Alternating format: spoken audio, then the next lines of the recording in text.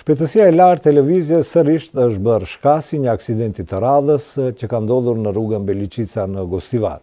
Me këtë rast është lënduar edhe një komsor i cili është jashtë rrezikut për jetë. Në rrugën Beliqic në Gostivar ka ndodhur një aksident trafiku në të cilin kanë marrë pjesë 2 vetura si dhe një këmsor. Edhe në këtë rast, shpejtësia e lartë e qarkullimit është bërë shkak që vetura e tipit Mercedes, të cilën e ka drejtuar personi me inicialet AS 19 vjeçar nga Gostivari, të rrshqas nga rruga dhe të godas në një veturë të ndaluar të tipit Smart me targat të Gostivarit, pronë e 28 vjeçarit nga Gostivari me inicialet LM, ndërsa më pas godet edhe një kalimtar i cili rastësisht kalonte rreth vendit ku ndodhi aksidenti. Komsori i moshës 47 vjeçare ka fituar lëndime trupore dhe është dërguar në spitalin e Gostivarit. Pas trajtimit mjekësor që është dhënë atje, ai është lëshuar për kurim shtëpiak.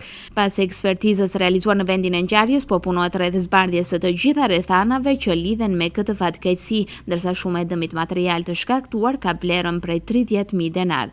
Shpejtësia e lartë e qarkullimit të veturave mbetet preokupuese për sektorin për sigurinë e komunikacion. Për këtë arsye janë realizuar një sër aksionesh nga organet kompetente që kanë pasur për qëllim parandalimin dhe evitimin e kësaj dukurie me pasoja të paparashikueshme për sigurinë personale dhe atë kolektive të të gjithë pjesëmarrësve në komunikacion. Nga sektori i punëve të brendshme njoftojnë se vetëm gjatë 3 muajve të fundit, përfaqësues të stacionit policor në Gostivar kanë kontrolluar gjithsej 465 vetura.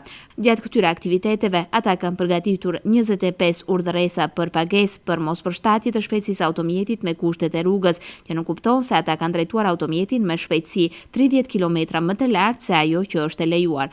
Për këtë lloj shkelje pason gjoba në vlerë prej 300 euro në kundërvlerë të denarit, por edhe ndalesë për vozitje në kohë zgjatje prej 3 muaj deri më 1 vit.